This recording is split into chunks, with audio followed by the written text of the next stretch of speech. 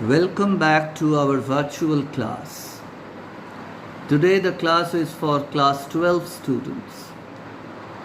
We are going to do Shall I Compare Thee to a Summer's Day, or sonnet number 18, written by Shakespeare. Now Shakespeare, is a very famous literary figure. He is known for his dramas and also sonnets.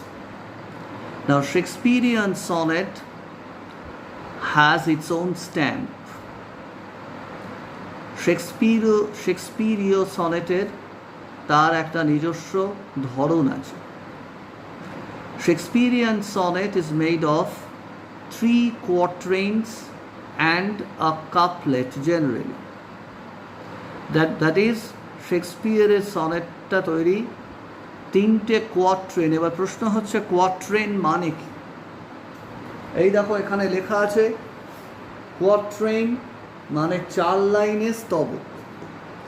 এই কবিতাটায় লক্ষ্য করে দেখবে 3টে 4 লাইনের স্তবক আছে। There are 3 quatrains in this poem plus 1 couplet, একটি 2 লাইনের একক। আমি একক শব্দটা ব্যবহার করছি, স্তবক শব্দটা সবসময় কাপলেটের ক্ষেত্রে নাও খাটতে পারে। রামায়ণ মহাভারত যেগুলো মূলত পয়াচ্ছন্দে লেখা, সেখানে লক্ষ্য করে দেখবে অজস্র কাপলেট আছে, প্রায় সবটাই কাপলেট দিয়েই লেখা, অর্থাৎ জোড়া জোড়া কথা। যেমন মহাভারতের কথা অমৃত সমান, কাশিরাম দাস কহে শুনে পুণ্যবান। শুধু বান মান মিলে গেছে তাই নয়, দুটো বাক্য জুড়ে একটা নির্দিষ্ট বক্তব্য পেশ করা হয়েছে, এগুলোকে কাপলেট বলে। শেক্সপিয়ারীয় সনেটে দেখা যায়, in Shakespearean sonnets we have generally a couplet at the end.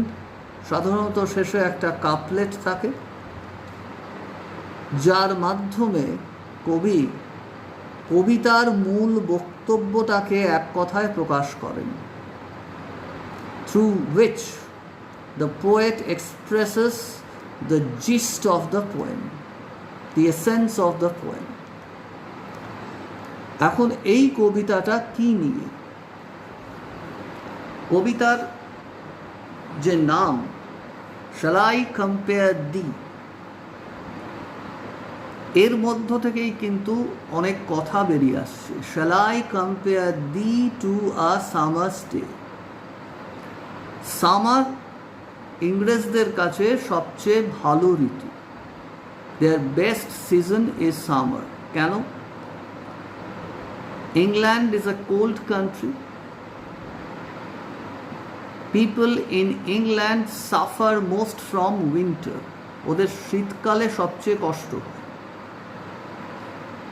Summer gives them a break, a very good break from the cold. ঠান্ডার থেকে একটা ভালো মুক্তি পাওয়া যায়, রিলিফ পাওয়া যায়। সেজন্য ইংল্যান্ডে বা ইংরেজ সাহিত্যে সামার বেশিরভাগ সময় ভালো সময়ের সাথে একাত্ম হয়ে যায়, অর্থাৎ ভালো সময়ের প্রতীক হচ্ছে সামার। অন্যদিকে উইন্টার হচ্ছে খারাপ সময়ের প্রতীক। এবার দেখো shall I compare thee, THEED আমাদের কাছে একটু অচেনা শব্দ। এই শব্দগুলো শেক্সপিয়ারের নাটকে, শেক্সপিয়ারের কবিতায় আমরা প্রচুর দেখতে পাই।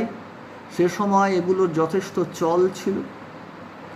আজকালকার লেখায় খুব কদাচিৎ এই শব্দগুলো দেখা যায়। এখানে এরকম 4টে শব্দ আছে। এই 4টে শব্দর দিকে তোমাদের একটু দৃষ্টি আকর্ষণ করছি। THEED মানে তোমাকে, THOU দাও দাউটা দেখো ওপরে লেখা লেখা আছে, দাউ মানে তুমি, দি মানে তোমাকে, দাই THY দাই মানে তোমার, এবং সব শেষে দেখো লেখা আছে দাউ আর্ট, দাউ আর্ট মানে ইউ আর। এই শব্দগুলোর ব্যবহার আমাদের এই কবিতায় আছে। এছাড়াও এরকম পুরনো ধাঁচের শব্দ শেক্সপিয়ারের বহু জায়গায় পাওয়া যায়, সেগুলোর আলোচনা আমরা এখানে করছি না। শেক্সপিয়ার সম্পর্কে প্রথমেই এ কথাটা বলে নেওয়া ভালো, যখন আমরা শেক্সপিয়ারের কবিতা পড়ি, শেক্সপিয়ারের কবিতায় তার নিজের জীবনের অনেক কথা স্পষ্ট বলা নেই, ইঙ্গিতে বলা আছে। কিছু মানুষের কথা আছে, কিছু সমসাময়িক ঘটনার কথাও হয়তো আছে, কিন্তু শেক্সপিয়ারের জীবনের কিছু কিছু জিনিস যেরকম আমরা তর্কাতীতভাবে জানি, আবার কিছু কিছু বিষয় নিয়ে, জীবনের কোনো কোনো জায়গা নিয়ে, কিছু কিছু মানুষজন নিয়ে যারা শেক্সপিয়ারের জীবনে বিভিন্ন সময় এসেছেন, তাদের পরিচয় বা আইডেন্টিটি নিয়ে পণ্ডিতদের মধ্যে মতান্তর আছে। এখানেও একটা মতান্তরের জায়গা আসছে যখন এই দি শব্দটাকে আমরা পাচ্ছি, THEE the. Shall I compare দি? প্রশ্ন ওঠে যে এই দিটা কে, কাকে কবি সম্বোধন করেছেন? খুব সম্ভবত কবি তার কোনো বন্ধু তথা পৃষ্ঠপোষককে সম্বোধন করেছেন, এবং শেক্সপিয়ারের সেই সময়কার প্রকাশিত বইয়ে এর উল্লেখ আছে WH বলে, WH, W বড় হাতের .H। আমার মনে হয় এর বেশি এই WH কে কে হতে পারেন এটা নিয়ে আমরা আলোচনায় যাচ্ছি না, কারণ উচ্চ মাধ্যমিকের যে পরিসর, সেখানে এই ধরনের বিতর্কমূলক প্রশ্নের খুব একটা জায়গা নেই। এবার হচ্ছে shall I compare thee to a summer's day? কবি এখানে তার বন্ধু, অর্থাৎ যাকে তিনি দি বলে সম্বোধন করেছেন, তার প্রবল সুখ্যাতি করছেন। তিনি আগে প্রশ্ন করছেন যে আপনাকে বা তোমাকে কি আমি সামার ডের সাথে তুলনা করব? কেন সামার ডের কথা আসছে? Because summer is their best season. পরের লাইনেই তিনি তার বন্ধুকে আরও চড়িয়ে দিচ্ছেন, thou art more lovely and temperate, thou art more lovely and temperate. Temperate শব্দটা যারা ইংলিশ মিডিয়ামে ভূগোল পড়ে তারা খুব পায়। টেম্পারেটের বাংলা দাঁড়াবে নাতিশীতোষ্ণ। এখন একটা ঋতু নাতিশীতোষ্ণ হতে পারে, এটা সত্যিই যে ইংলিশ সামার ইজ টেম্পারেট, কিন্তু একটা লোক কি টেম্পারেট হতে পারে? একটা মানুষ কি টেম্পারেট হতে পারে? নাতিশীতোষ্ণ হতে পারে? তাহলে কবি কি বলতে চাইছেন? কবি হয়তো বলতে চাইছেন যে তার বন্ধুর মধ্যে সব কিছুই খুব সুন্দর ভারসাম্যে রয়েছে। Beauty in him is in proper balance, that is he is neither too hard not too soft. তাকে দেখলে খুব গাট্টা গোট্টাও লাগছে না, আবার খুব নরম সরমও লাগছে না। He is neither too masculine not too feminine. খুব পুরুষালী ভাব নেই, আবার মেয়েদের মতো কমনীয় নমনীয় ইত্যাদি ভাবটাও নেই। So shall I compare thee to a summer's day? Thou art more lovely and temperate. এবার সামারের মুশকিলটা কি? ইংরেজদের ওয়েদার সম্পর্কে, আবহাওয়া সম্পর্কে একটা অভিযোগ আছে, that their weather is, English weather is very, look at this word,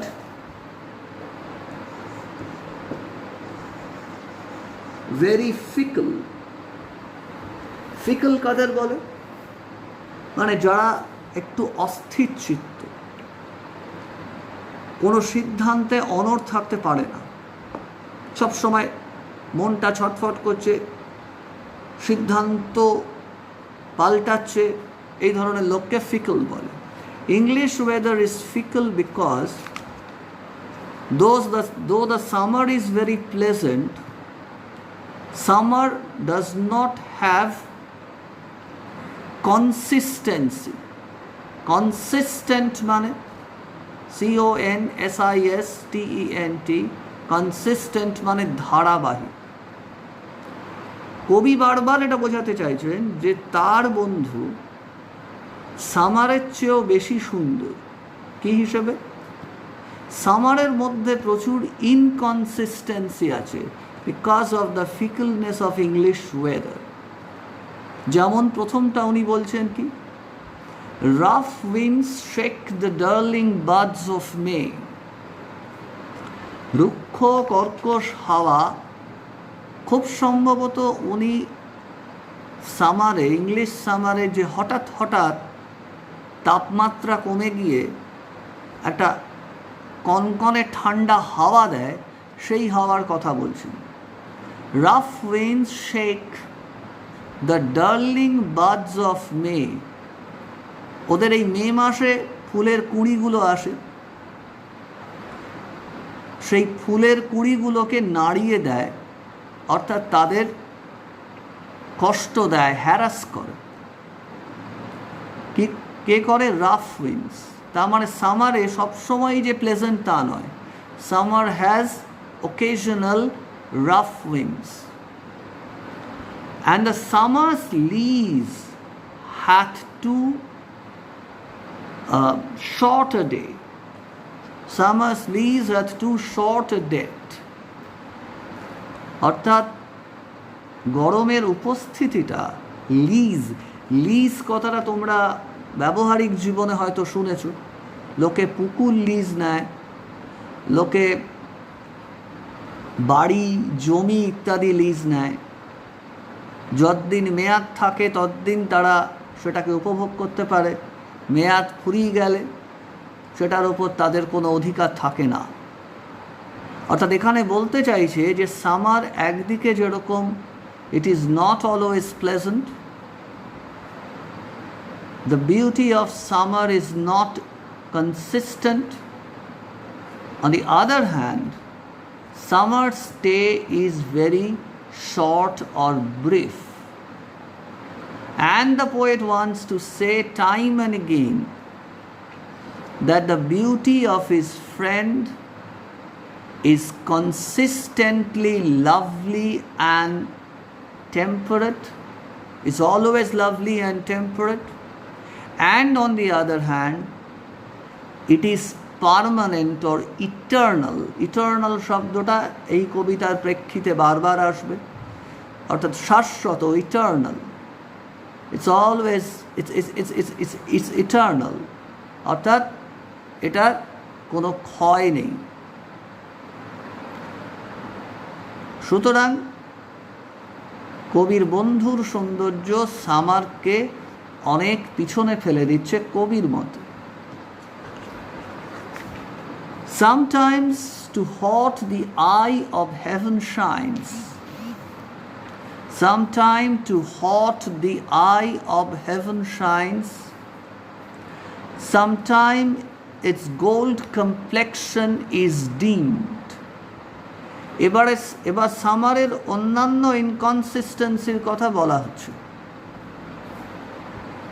The eye of heaven shines. Too hot. I of haven বুঝতেই পারছো, এখানে হেভেন মানে স্কাই, স্বর্গ নয়। আই অফ হেভেন মানে সানকে বোঝাচ্ছে। And sun shines too hot, তার মানে আর টেম্পারেট থাকলো না সেই সময়টা। Sometime is its gold complexion dimmed. সূর্যের যে সোনালী চেহারাটা, উজ্জ্বল সোনালী যে সৌন্দর্য, সেটা ডিমড হয়ে যায়, ম্লান হয়ে যায়। কেন ম্লান হয়ে যায়? কারণ ইংল্যান্ডে এই সামার সিজনে কখনো কখনো আবার মেঘলা হয়ে যায়, conditions are overcast or cloudy, there is fog, as a result the sunlight is dim. Every fair from fair sometime declines. Decline শব্দটা যারা ইংলিশ মিডিয়ামে ইতিহাস পড়ো তারা খুব পাও। ডিক্লাইন মানে অবনতি বা ক্ষয়। To get worse and more bad. Get worse and worse. Now decline, কি ডিক্লাইন করে? এখানে ফেয়ার শব্দটা, এবার আবার একটু হোয়াইট বোর্ডটার দিকে তাকাও, এখানে ফেয়ার শব্দটা 3 বার ব্যবহার করা হয়েছে এই কবিতায়। FAIR, fair. কোথাও ফেয়ার মানে বোঝাচ্ছে বিউটিফুল, কোথাও ফেয়ার মানে বোঝাচ্ছে বিউটি, অর্থাৎ কোথাও সৌন্দর্য, কোথাও সুন্দর। তাহলে কি দাঁড়াচ্ছে? Every fair from fair. প্রথম ফেয়ার মানে বিউটি, দ্বিতীয় ফেয়ার মানে বিউটিফুল, অর্থাৎ সৌন্দর্যের থেকে সব, ঠিক বললাম না, যে সুন্দর, যে বিউটিফুল, তার থেকে সৌন্দর্য, তা যা সৌন্দর্যই থাক না কেন সেটা ডিক্লাইন করে, অর্থাৎ কমে আসে বা খারাপ হয়ে যায়। কিভাবে খারাপ হয়? বলছে বাই চান্স, হঠাৎ করে। ধরো একজন বিশ্ব সুন্দরী প্রতিযোগিতায় প্রথম হয়েছে, মঞ্চে সে অভিনন্দনের জোয়ারে ভেসে গেছে, মঞ্চ থেকে নেমে আসছে, এমন সময় অতর্কিতে খুব ভারী একটা কনুইয়ের ধাক্কা খেলেন। কার কনুই? না, ওয়ার্ল্ড হেভিওয়েট বক্সিং চ্যাম্পিয়নের কনুই। ব্যাস, হয়ে গেল, এক ধাক্কাতেই সৌন্দর্য শেষ। অর্থাৎ বাই চান্স। আর কিভাবে ক্ষয়ে যেতে পারে? By nature's changing course untrimmed. Untrimmed, trim মানে এখানে চেঞ্জ, তাহলে আনট্রিমড, আনচেঞ্জড। পৃথিবীতে সমস্ত কিছু পাল্টে যায়। Everything changes on the face of the earth. কি পাল্টায় না? সময়ের পরিবর্তনশীলতা পরিবর্তিত হয় না, সময় সব কিছুকে পাল্টায়। Time changes everything. So what is changeless? The only thing that is changeless is the changing course of time. সময়ের পরিবর্তনশীলতা। অর্থাৎ মানুষের সৌন্দর্য দুভাবে নষ্ট হয়, দুভাবে ক্ষয়ে যায়। এক, by chance, or in the gradual process of time. Gradual কথাটার মানে হয়তো তোমরা আগে শুনেছো। গ্র্যাজুয়াল, GRADUAL, গ্র্যাজুয়াল মানে ক্রমশ। আমাদের আলোচনা চলতে থাকবে। আমরা আপাতত যান্ত্রিক প্রয়োজনে 2টো স্তবক করলাম। পরবর্তী 2টি স্তবকের আলোচনা আমরা একটু বাদে আবার শুরু করছি।